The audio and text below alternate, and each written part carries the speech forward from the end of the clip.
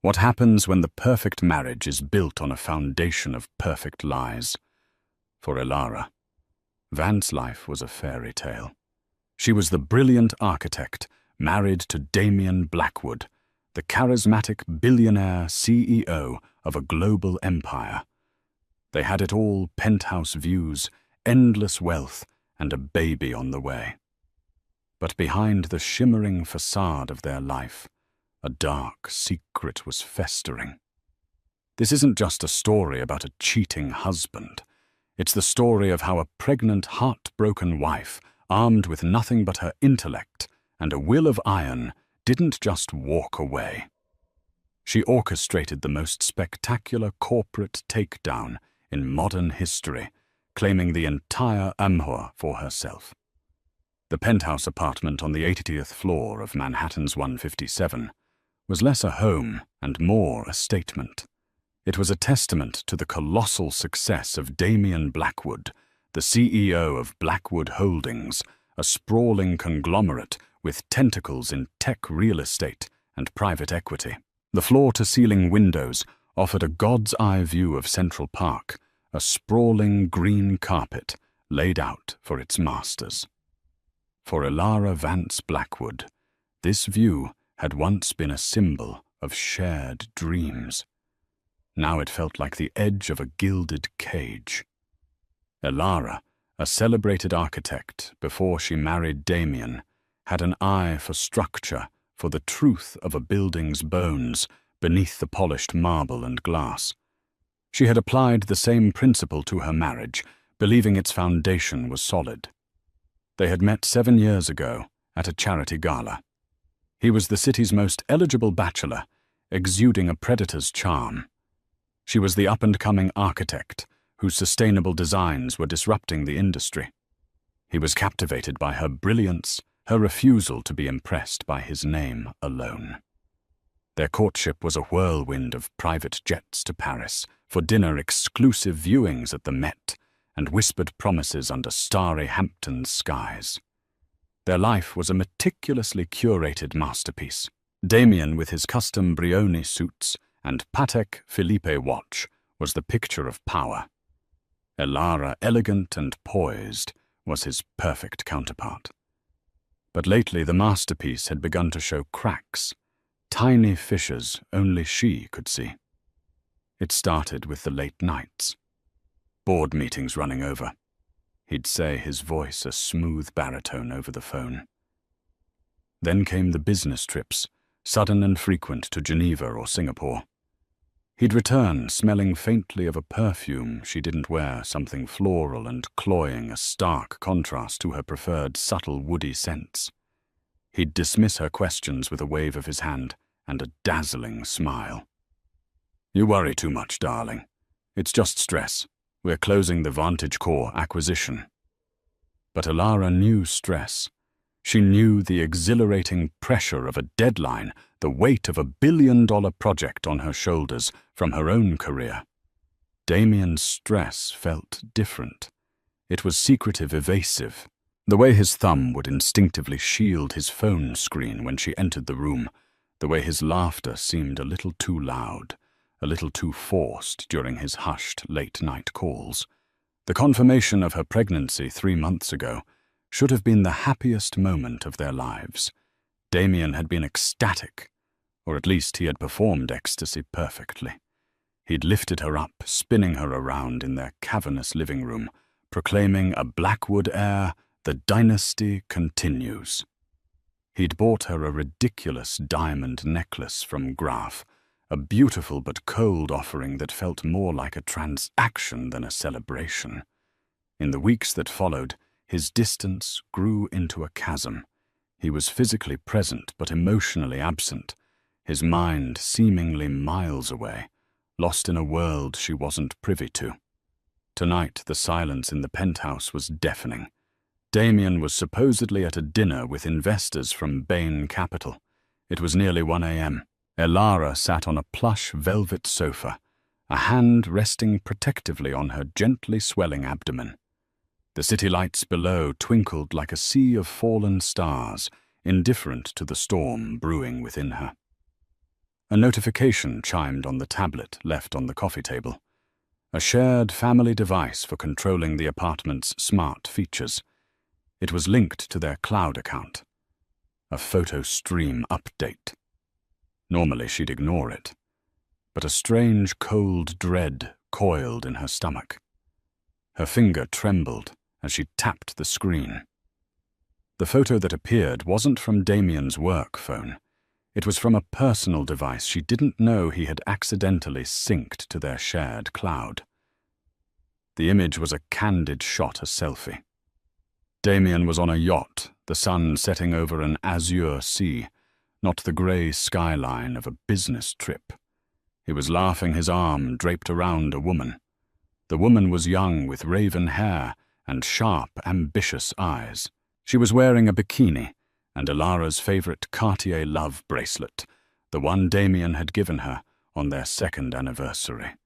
Another photo showed them kissing a passionate, reckless embrace that stole the air from Elara's lungs. The location tag was painfully clear. St. Bart's. Last weekend. The same weekend, Damien was supposedly in a grueling series of meetings in Zurich. The world tilted on its axis. The architect in her saw the foundation of her life crumble into dust. Every late night, every sudden trip, every dismissive smile snapped into focus, forming a sickening mosaic of deceit. It wasn't just a suspicion anymore. It was a fact rendered in high-definition color. She scrolled numbly, her heart a block of ice in her chest. There were more photos. Dinners at exclusive restaurants, shopping sprees on Rodeo Drive, intimate moments in hotel suites that all screamed of a long-term established affair. The woman in the photos was Isabella Rossi, a junior VP in their mergers and acquisitions division. A shark in designer clothing. The sound of the private elevator whirring to life jolted her from her trance. A moment later, Damien strolled in, loosening his tie. "Long night," he sighed, dropping his briefcase. "Those guys from Bain drive a hard bargain." He stopped when he saw her face pale and tear-streaked in the dim light. "Elara. What is it? Is it the baby?" He rushed to her side, his face a mask of concern. It was a perfect performance, but she could now see the strings. She said nothing. She simply turned the tablet screen towards him. His face went through a rapid series of micro-expressions. Confusion, dawning horror, and finally a cold, hard mask of annoyance. The charm evaporated, replaced by the ruthless CEO who eviscerated competitors in the boardroom. "Elara, you shouldn't be snooping through my things," he said, his voice dangerously low. "Your things," she whispered the words like broken glass in her throat. "That woman is wearing my bracelet, Damien. You took her to our spot in St. Bart's. Was anything ever real?" He ran a hand through his perfectly styled hair, a gesture of frustration, not remorse. "Look, it's not what you think. It's complicated." "Complicated?" The word was an insult. "No, it's brutally simple. You've been lying to me, to our family, while I am carrying your child." He had the audacity to look exasperated. "Don't be so dramatic, Elara. These things happen. It doesn't mean anything. It was a mistake, an escape. The pressure of the Vantage deal has been immense." He tried to touch her, but she recoiled as if from a flame. "An escape," she repeated, a bitter laugh escaping her lips. "So your life with me, with our baby, is something you need to escape from." "That's not what I meant," he snapped. "You don't understand the pressures I'm under. My life isn't as simple as drawing blueprints." The condescension in his voice was the final blow. It wasn't just that he had betrayed her. He didn't even respect her. He saw her as a beautiful object, a part of the curated perfection of his life, not as an equal. The love she thought they had was an illusion. The man she married was a stranger, In that moment, something inside her shifted. The heartbreak, the raw, searing pain, began to cool, crystallizing into something hard and unyielding. It was the clear, cold focus she felt when a complex design problem presented itself. The gilded cage had shattered, and she would not be buried in the wreckage. She would build something new from the ruins. "Get out," she said, her voice quiet, but filled with the strength of steel. Damien stared at her, shocked. "What did you say?" "This is my home." "It was our home," she corrected, standing up, her hand never leaving her belly. "Now it's just a crime scene. Get out. Go to her. I need to think." He saw the look in her eyes, not the pleading of a broken wife, but the resolve of an adversary. He scoffed, grabbing his briefcase. "Fine. We'll talk in the morning when you've calmed down. You're being hysterical." As the elevator doors slid shut, sealing her in the silent penthouse, Elara knew one thing with absolute certainty. There would be no more talking. There would only be action. Damien Blackwood had just made the gravest miscalculation of his life. He had underestimated his wife. The first light of dawn spilled over the Manhattan skyline, painting the sky in hues of bruised purple and grey. Elara hadn't slept. The night was a maelstrom of grief, a tidal wave of sorrow that threatened to pull her under. She allowed herself the pain, let the tears fall, mourning the death of the future she had so carefully designed. But as the sun climbed higher, so did her resolve. Grief was a luxury. Survival was a necessity. Her child's future depended on it. Damien thought she was a hysterical, emotional woman who would cry, scream, and eventually, after some grand gesture, forgive. That's what his mother had always done. It's what the women in his circle did. They traded dignity for security. Elara was built from different material. Her father was a structural engineer who taught her that the most beautiful facades were worthless without an unbreachable core. She moved from the living room to the home office, a sleek space of glass and steel she had designed herself. This was her domain. She sat in the leather chair, the cool material a stark contrast to the fire in her veins. She wasn't just a scorned wife anymore. She was a strategist, and her first move was to understand the battlefield. She started with Isabella Rossi. A quick, discreet search revealed more than she'd expected. Isabella wasn't just a junior VP. Her rise at Blackwood Holdings had been meteoric, suspiciously so. She'd joined 3 years ago and had been promoted 4 times. Her name was attached as a junior lead on the highly sensitive Vantage Core acquisition, a position far above her official pay grade. It was clear Damien hadn't just given her jewelry. He had given her power. Elara's mind, trained to see patterns and connections, started working. The affair wasn't just a personal failing. It was a professional liability. A CEO sleeping with a subordinate on a major deal team was a catastrophic breach of corporate governance. But she needed more than just the affair. A messy divorce would be tabloid fodder. Damien would paint her as vindictive, use his army of lawyers from Sullivan and Cromwell to bury her in litigation and likely win custody of their child by claiming she was emotionally unstable. She needed leverage that was undeniable. Something that threatened not just their marriage, but the very empire he worshipped.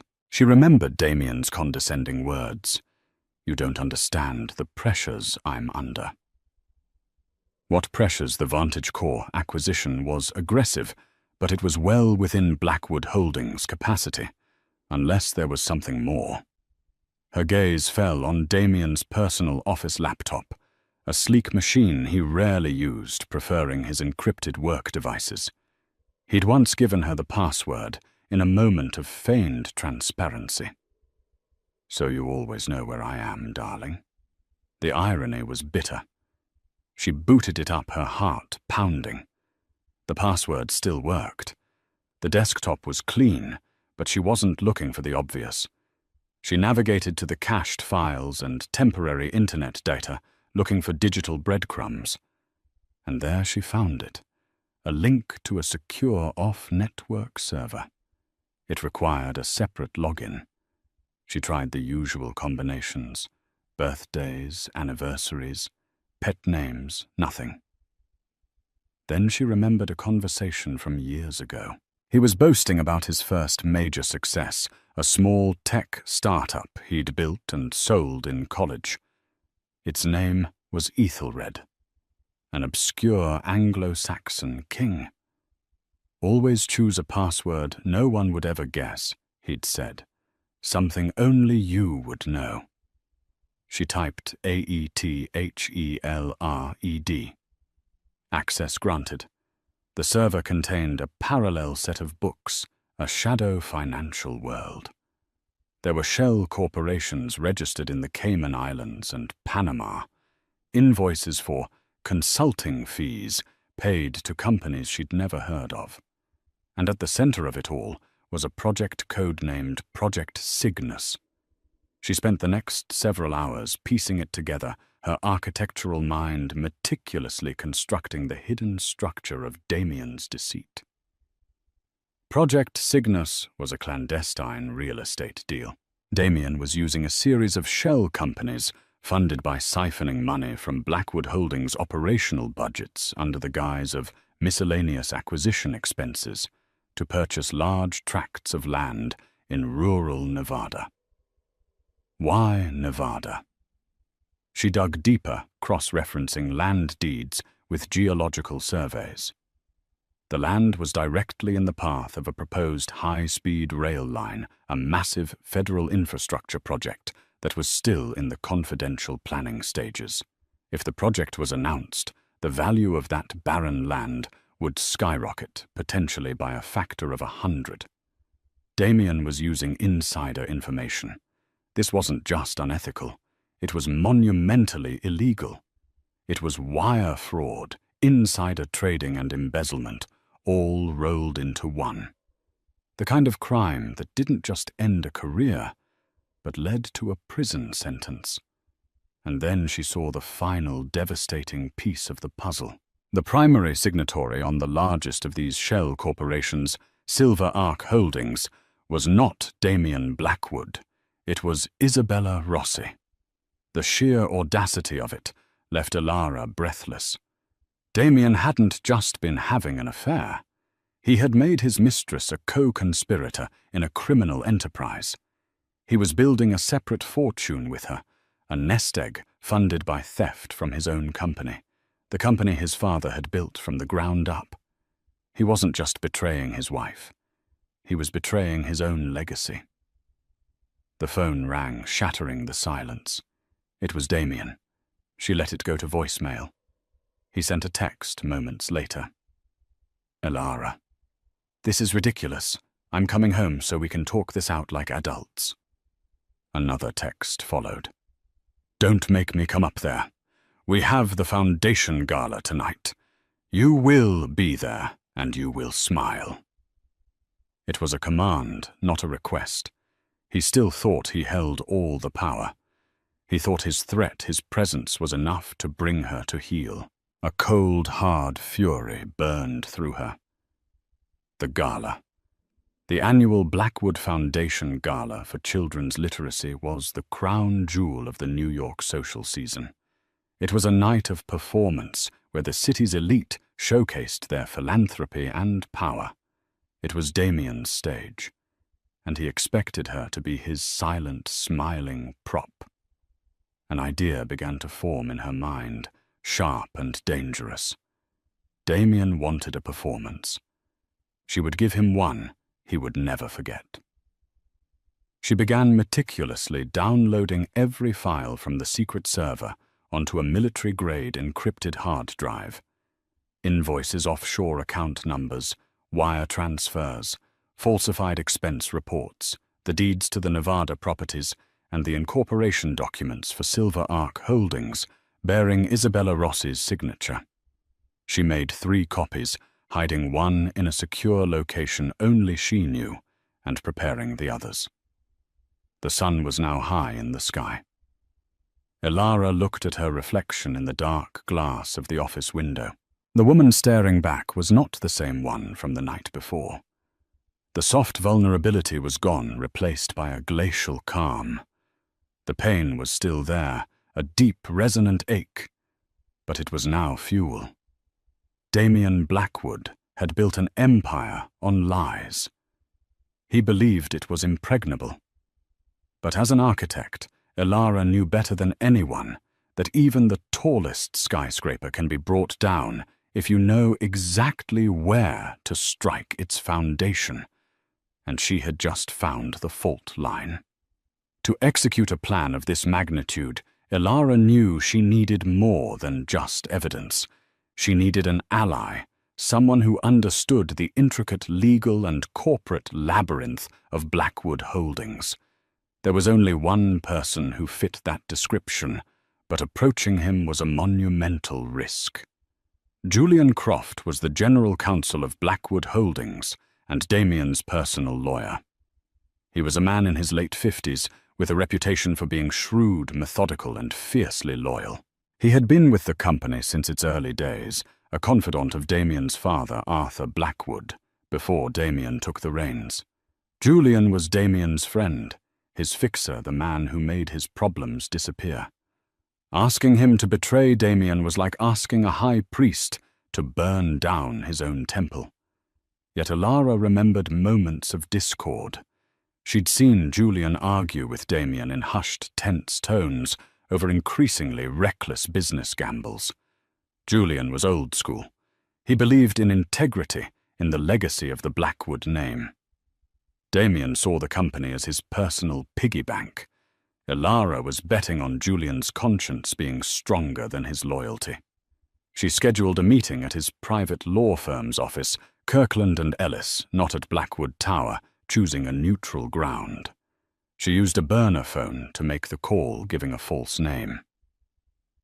When she walked into the mahogany-paneled conference room, Julian Croft rose to his feet, his face a mixture of surprise and concern.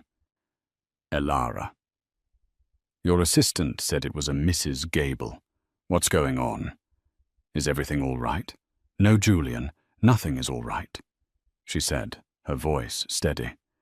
She placed a thin black hard drive on the polished surface of the table between them. I need legal counsel, and I need it to be protected by attorney-client privilege before we go any further. Julian's eyes narrowed.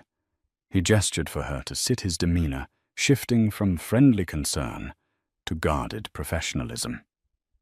Of course, whatever you say in this room is confidential. What is this about? It's about Damien, she began. And it's about the systematic destruction of Blackwood Holdings from the inside. For the next hour, Elara laid it all out. She started with the personal betrayal, the affair with Isabella Rossi, not for sympathy, but to establish motive and a pattern of recklessness. She watched Julian's face. He showed no surprise, only a weary resignation, confirming Elara's suspicion that he already knew, or at least suspected, about the affair. Then she pivoted to the financial crimes. She connected the hard drive to the conference room's display, and with the precision of an architect presenting a blueprint, she walked him through Project Cygnus, the shell corporations, the embezzled funds disguised as acquisition costs, the insider trading scheme in Nevada, the wire transfers, and finally the documents bearing Isabella Rossi's signature. The room was silent, save for the quiet hum of the air conditioning. Julian Croft stared at the screen, his face ashen. He scrolled through the documents, his legal mind dissecting every clause, every number. The evidence was irrefutable, a perfectly constructed case against his friend and client. I knew he was getting reckless. Julian murmured more to himself than to her. The risks he's been taking with the Vantage deal, pushing the boundaries of antitrust laws. But this is corporate suicide. It's federal prison. He's blinded by arrogance, Julian, Elara said. He thinks he's untouchable. He's building a new life, a new fortune with that woman, and he's using his father's company as his seed money. Julian leaned back in his chair, the weight of his dilemma etched onto his face. His loyalty was to Damien, the man he'd known for decades. But his legal and fiduciary duty was to the company, to its shareholders, and to the legacy of Arthur Blackwood, the man who had entrusted him with its protection. "What do you want, Elara?" he asked, his voice strained. "Do you want to file for divorce? Use this as leverage for a bigger settlement. We can do that quietly. I can make sure you and the child are set for life." This was the test. Elara looked him directly in the eye. "A settlement. You think this is about money? I had my own career, my own wealth before I met him. This is about justice. Damien is a cancer in that company. He will run it into the ground, ruin thousands of lives, and destroy his father's legacy, all for his own greed. He's not just my husband, he's your client. But Blackwood Holdings is also your client, and your duties to the corporation supersede your duties to its corrupt CEO." She had aimed her argument at his one unwavering principle, his duty. She pressed on. "I'm not going to the SEC or the FBI, not yet. A public scandal would tank the stock and hurt the very people we need to protect. I want to handle this internally. I want to save the company, not destroy it." "What are you proposing?" Julian asked, intrigued, despite himself. "I've reviewed my prenuptial agreement," Elara said, her voice dropping to a conspiratorial whisper. Julian himself had drafted it. "You were very thorough. There's the standard infidelity clause, which is financially punitive, but not catastrophic for him. But you also included at my insistence Clause 11B, the fiduciary duty clause." Julian's eyes widened slightly in recollection. It was an unusual clause she had fought for, a relic of her own business acumen. At the time, he'd thought it was clever, but likely unnecessary. The clause stated that if either party in their professional capacity engaged in acts of moral turpitude or gross negligence that result in significant financial or reputational harm to shared marital assets, which included Damien's controlling shares in Blackwood Holdings, then the injured party had the right to extraordinary remedies. "The remedy," Elara continued, "is that Damien's voting rights in his personal shares are to be transferred to a blind trust, a trust to be administered by a neutral third party for the benefit of our child." "And the trustee?" Julian asked, already knowing the answer. "The agreement states the trustee is to be the other spouse should they be deemed legally and mentally competent. Me."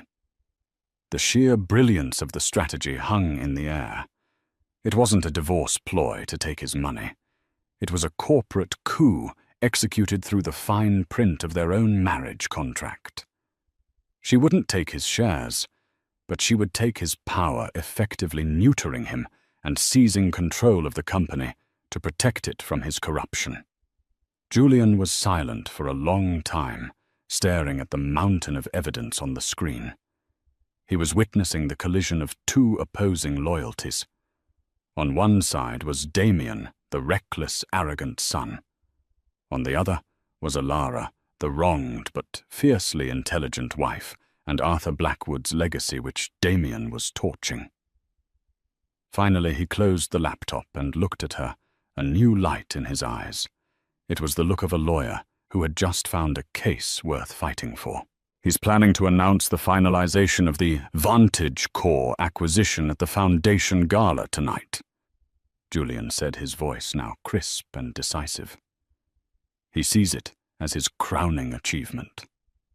I know, Elara said, and he's commanded me to be there, smiling by his side. Then that's where we make our first move, Julian said, a plan already forming.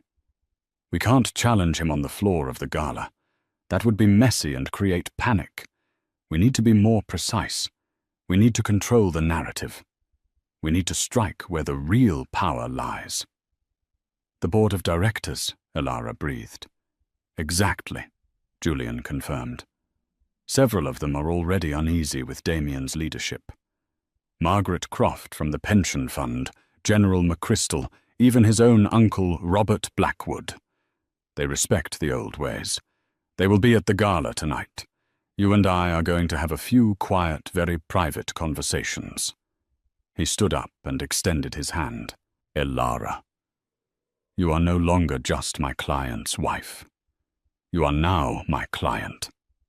And together, we are going to save Blackwood Holdings. As she shook his firm, steady hand, Elara felt a surge of hope. She was no longer alone. She had a powerful ally. The architect had her master builder. The foundation for her counteroffensive was now laid. The Blackwood Foundation Gala was the apotheosis of New York opulence.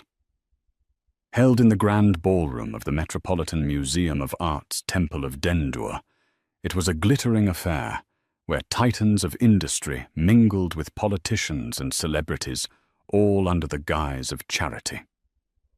For Damien, it was the ultimate display of his dominion. When Elara arrived, a vision in a deep emerald gown that accentuated her pregnancy rather than hiding it. A quiet murmur went through the crowd. Her face was a mask of serene composure, revealing nothing of the tempest within. She walked to Damien's side, and he took her hand. His grip a little too tight, a silent warning. I knew you'd see sense, he whispered, his smile never faltering for the photographers. You look beautiful, radiant. The words were hollow, a script he recited with practiced ease. I'm here for the foundation, Damien, for the children, she replied, her voice just as smooth, her smile just as brilliant. The game had begun. While Damien held court, basking in the glow of adoration and power, Elara and Julian executed their silent coup. Julian, a respected figure in this world for decades, moved through the crowd with quiet purpose. His first target was Margaret Clark, the formidable head of the Ontario Teachers' Pension Plan, one of Blackwood's largest institutional investors. He found her near the reflecting pool, observing the spectacle with a cynical eye. Margaret, he began, his tone grave. A word, if I may. It concerns the fiduciary health of your investment. He didn't need to show her the evidence, not yet. He simply needed to plant the seed of catastrophic risk. He spoke of significant executive overreach, undisclosed liabilities related to the Vantage acquisition, and a critical failure of corporate governance. These were code words in their world phrases that signaled disaster. Margaret, whose primary duty was to protect the pensions of millions, listened with growing alarm. How critical, Julian? She asked, her gaze sharp. Potentially company ending, he replied without hyperbole. We may need to call an emergency board meeting, soon, to discuss a change in leadership. Next was General Marcus McChrystal Rhett, a man of unimpeachable integrity, who sat on the board to oversee their defense contracts. Julian found him discussing policy with a senator. He waited patiently, then drew the general aside. To him he spoke a different language, the language of honor and duty. General, there has been a profound breach of conduct at the highest level. Conduct that compromises not only the company's finances, but its character. It borders on treason to the legacy Arthur Blackwood built. The word treason struck a chord with the general. His face hardened. "What do you need, Julian?" "Your support when the time comes," Julian said simply. "It will come before dawn." Meanwhile, Elara played her part. Her target was Robert Blackwood, Damien's uncle, and his father's younger brother. Robert was a quiet, thoughtful man who had always been overshadowed by his more charismatic brother and nephew. He loved the company, but he disliked Damien's flashy, aggressive style of leadership. Elara found him looking at a display of artifacts. She approached him not with accusations, but with heartfelt concern. "Robert," she said softly, "I'm so worried about Damien." Robert turned his kind eyes filled with sympathy. "Elara, my dear, you look tired. This should be a happy time for you." "It is," she said, placing a hand on her belly. "But I see the stress Damien is under, the risks he's taking. He's not the man he used to be. He's not the man your brother raised." She let a tear well in her eye, a carefully calibrated performance of the worried wife. "He's become reckless. I'm afraid he's going to lose everything your family worked so hard to build." She had appealed to his sense of family, to his love for his brother's legacy. He patted her hand. "I've been worried too, Elara. He doesn't listen to my counsel anymore." "He might listen to the board," she suggested gently. "If they stood together to guide him, to protect the company from his impulses." She had laid the groundwork. They hadn't revealed the full extent of Damien's crimes, but they had primed the key players. They had created an atmosphere of crisis and doubt ready to be ignited.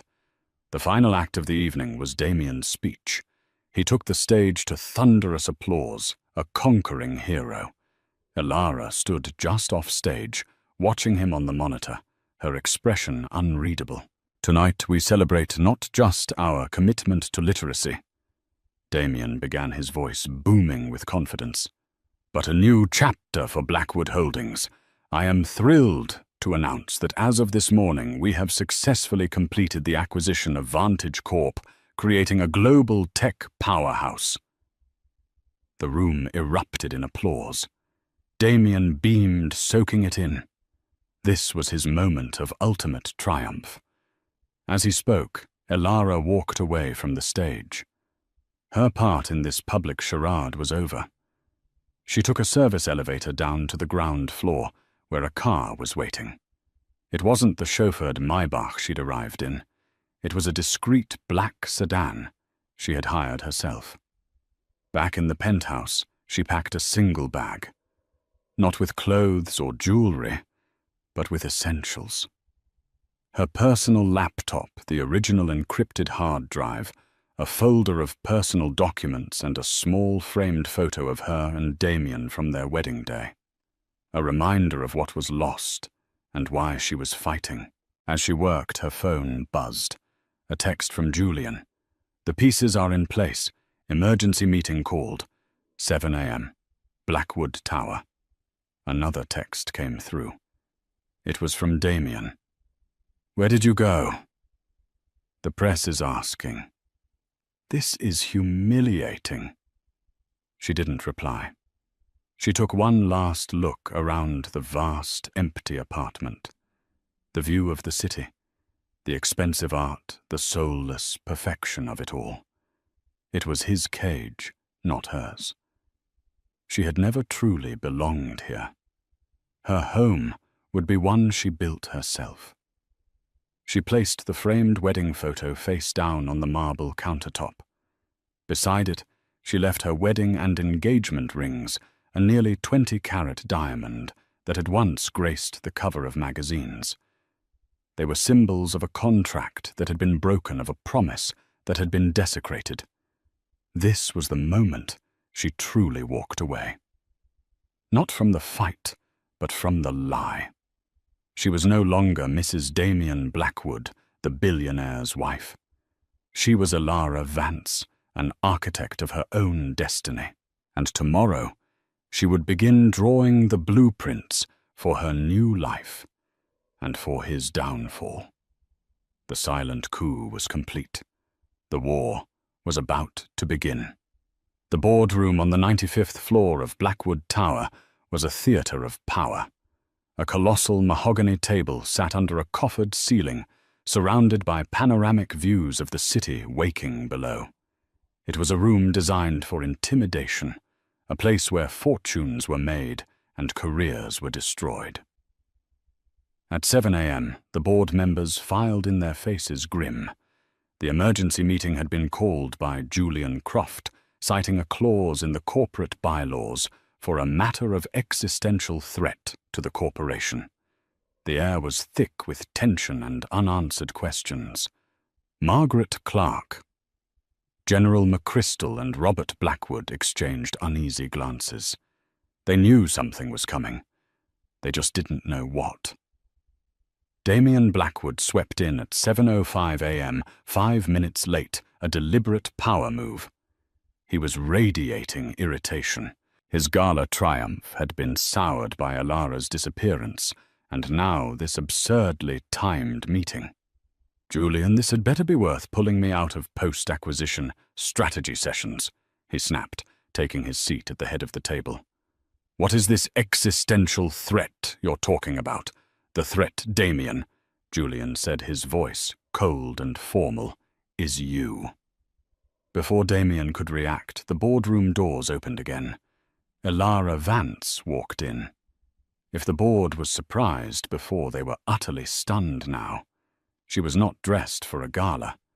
She wore a simple but impeccably tailored navy blue dress, her hair pulled back professionally.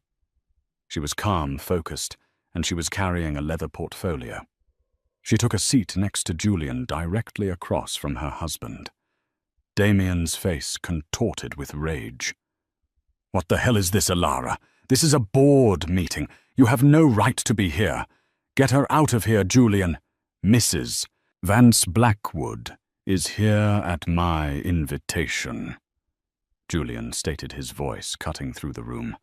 "She is the primary witness and stakeholder in the matter at hand, and the matter is your gross dereliction of fiduciary duty."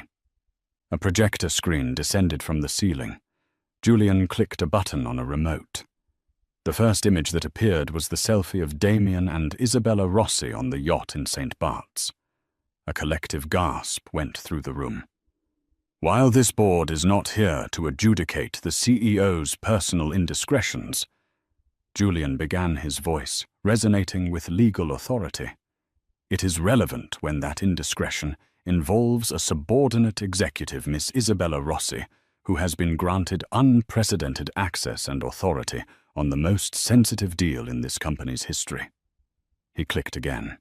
A chart appeared, detailing Isabella's rapid promotions. Her salary increases far exceeding company policy, and her placement on the Vantage Corp team. Damien sprang to his feet.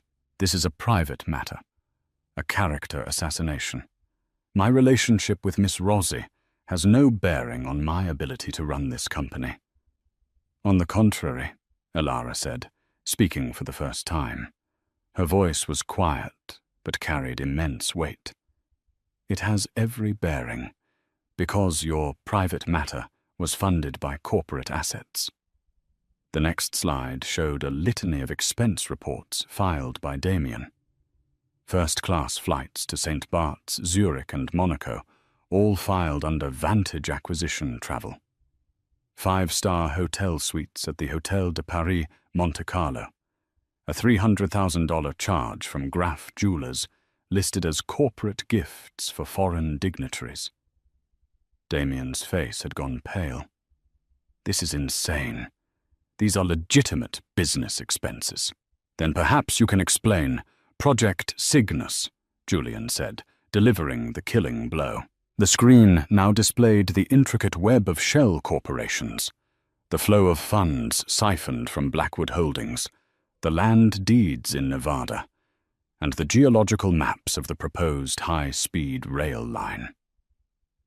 It was a criminal conspiracy laid bare in stark, undeniable detail. "This is insider trading," Margaret Clark stated, her voice shaking with fury. You used our capital to fund a personal criminal enterprise. And finally, Julian said, clicking to the last most damning slide. It was the incorporation document for Silver Arc Holdings, the Central Shell Company. And there in crisp black and white was the signature of its sole director, Isabella Rossi. The room erupted. Damien was being assailed from all sides. "You made your mistress a co-conspirator," his Uncle Robert asked, his voice filled with disgust. "You've exposed this entire company to federal investigation," General McChrystal boomed. Damien stood there, cornered and exposed. The charm, the arrogance, it all melted away, revealing a panicked man who had been caught. "This is doctored evidence. It's a lie. My wife is a scorned woman, trying to destroy me." "Is this a lie, Damien?" Elara asked, her voice cutting through the noise. She slid a single piece of paper across the table. It was a printout of the wire transfer confirmation for the initial funding of Silver Arc Holdings, a $15 million transfer from a Blackwood operational account that required the CEO's direct digital signature. A signature that was cryptographically verifiable. Checkmate.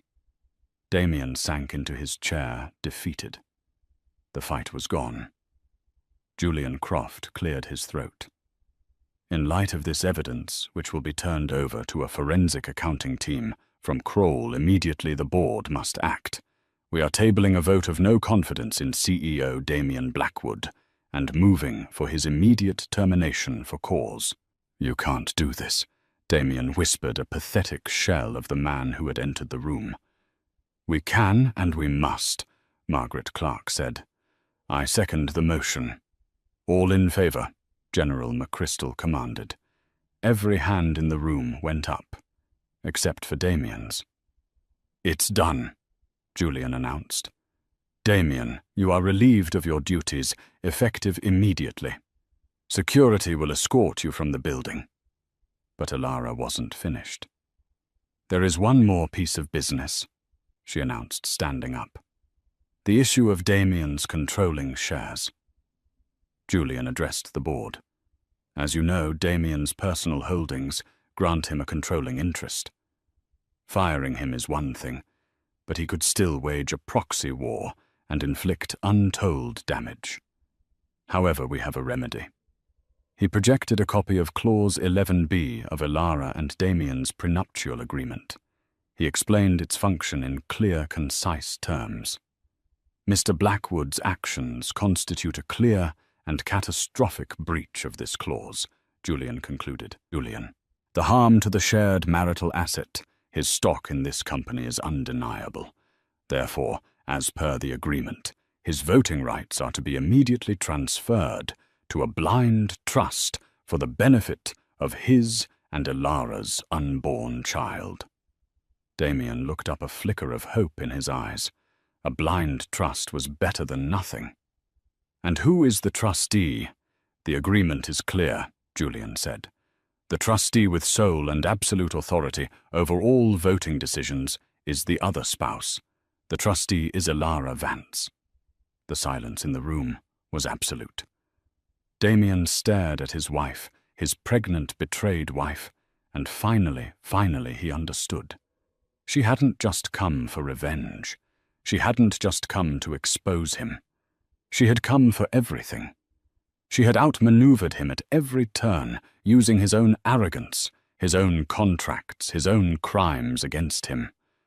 The architect had designed his demolition, and on the boardroom battlefield, she was the last one standing. The fallout was immediate and brutal. Damien Blackwood, the titan of industry, was frog-marched out of his own building by security, his face a grey mask of disbelief. The news hit the Wall Street Journal and Bloomberg terminals within the hour, not as a messy divorce scandal, but as a decisive corporate action. The official press release, drafted by Julian and approved by the board, was a masterpiece of strategic communication. It announced Damien's termination for gross financial misconduct, the launch of an internal investigation, and the board's full cooperation with regulatory authorities. The stock, predictably, took a nosedive in pre-market trading. The sharks were circling, smelling blood in the water. The empire was vulnerable, leaderless, and on the brink of chaos. Inside the boardroom, the stunned silence gave way to a frantic sense of urgency.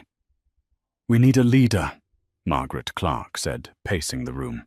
"We need to appoint an interim CEO now to calm the markets before the opening bell. Someone who signals stability and a clean break from Damien." Names were thrown around seasoned executives from other companies' board members themselves. But every option had a flaw. An outsider would take months to get up to speed. A current board member might be seen as part of the old guard. It was Robert Blackwood, Damien's uncle, who finally spoke the idea that was beginning to form in everyone's mind. "There is one person in this room who understands the intricacies of the situation better than anyone. One person who has demonstrated an unparalleled strategic mind, a commitment to the company's integrity, and who now, for all intents and purposes, controls its future." All eyes turned to Elara. She was sitting quietly, her hands resting on her belly, a portrait of calm amidst the storm she had created. The thought was audacious, unprecedented. She wasn't a seasoned CEO. Her background was in architecture and design, not corporate finance. "It's out of the question," one of the older board members stammered.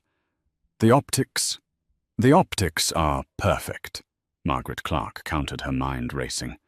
"She's the ultimate outsider, untainted by the corruption. She's the one who exposed it. Appointing her sends the strongest possible message the cancer has been cut out, and the person who saved the company is now in charge. It's a story of justice, not of chaos." General McChrystal nodded in agreement. "Leadership is about character and decisiveness. Mrs. Vance Blackwood has shown more of both in the last 24 hours than Damien has in the last 5 years." They turned to her, their expressions a mixture of desperation and hope. "Elara," Julian said gently, "can you do this? Will you do this?" Elara looked out the window at the sprawling city below. This was never her plan. Her goal was to protect her child's legacy, to remove a corrupt man from power. But now she was being offered the throne. She thought of her baby, the life growing inside her. What kind of world did she want to build for her child? A world where she ran from a fight, or a world where she stayed and reshaped the future? She met their gazes one by one. Her voice, when she spoke, was clear and steady. "Yes, I will do it, on several conditions." She laid them out with the precision of a master negotiator. Full authority to clean house, the board's unanimous public support, the budget to hire the best turnaround team in the country, and a new title on the door. Not interim CEO, but Chief Executive Officer. The board, seeing no better alternative, agreed unanimously. As news of Elara Vance's appointment as the new CEO of Blackwood Holdings broke, the market reaction was stunning. After an initial dip, the stock began to stabilize, then climb. Investors, it turned out, loved the drama, but they loved a story of a hero cleaning up a mess even more. Her background as an architect was spun as a positive. She was a builder, not a corporate raider. Her first day as CEO was a whirlwind. She held an all-hands meeting with the company's terrified employees. Standing before them, visibly pregnant, she was not the picture of a typical corporate leader, and that was her strength. "I know you are scared," she said, her voice echoing in the vast atrium. "You read the headlines and you are worried for your jobs and the future of this company. I am here to tell you that the era of secrets and corruption is over. The foundation of this company, built by Arthur Blackwood, was strong. It was corrupted by one man's greed, but it was not broken. We are not going to be defined by his failures. We are going to be defined by how we rebuild. Our new foundation will be one of absolute transparency and integrity. Now let's get to work. Meanwhile, Damien's world had completely disintegrated. Stripped of his job and his power, he was a pariah. His fair-weather friends stopped returning his calls. The clubs he frequented suddenly had no tables available. He was hit with a deluge of lawsuits from shareholders. He tried to contact Isabella Rossi, only to find her number disconnected. She had vanished. With the help of a high-powered lawyer, likely paid for with the last of her siphoned funds, she had cut a deal with the SEC, agreeing to testify against Damien in exchange for immunity. She had used him as a stepping stone, and now that he was sinking, she had leaped to the next one, leaving him to drown. He was left with his diminished personal wealth, a reputation in tatters, and the cold, hard reality of his own colossal stupidity. He had lost everything: his wife, his child, his company, his freedom, all for a fleeting affair and a greedy scheme. He had underestimated the woman he married, and in doing so he had authored his own destruction. The empire had a new queen, and the deposed king was left with nothing but the ruins of his reign. 8 months later, the view from the 95th floor office was the same, but the woman looking out was transformed. Elara Vance, now the mother of a beautiful 3-month-old daughter named Aurora, was no longer just the CEO. She was the architect of one of the most remarkable corporate turnarounds in recent history. The name Blackwood Holdings had been shed like a skin of the past. Under Elara's leadership, the company was rebranded as Solstice Group, signifying a new dawn. The culture of cutthroat arrogance was replaced with one of sustainable innovation and ethical governance. She divested from the toxic assets Damien had acquired, reinvesting in green technology and socially responsible enterprises fields she understood intimately from her previous career. She brought in a new leadership team, comprised of brilliant, diverse minds, who were drawn to her vision, not her pedigree. The stock price had soared, reaching all-time highs. The corner office, once Damien's masculine domain of dark wood and leather, was now bright and airy. Blueprints for a new sustainable urban development project were spread across a large table. In a quiet corner, a sleek, modern bassinet held the sleeping form of her daughter. Aurora was the true owner of this empire, and Elara was merely its fiercely protective steward. She had settled the legal matters with ruthless efficiency. Damien, facing overwhelming evidence, pleaded guilty to multiple counts of fraud and insider trading. He was sentenced to 10 years in a federal minimum security prison. In the divorce settlement, Elara asked for nothing for herself, taking only what was legally hers through the prenup control of the trust for their daughter. She wanted none of his tainted money. The fortune she commanded now was one she had saved and rebuilt herself.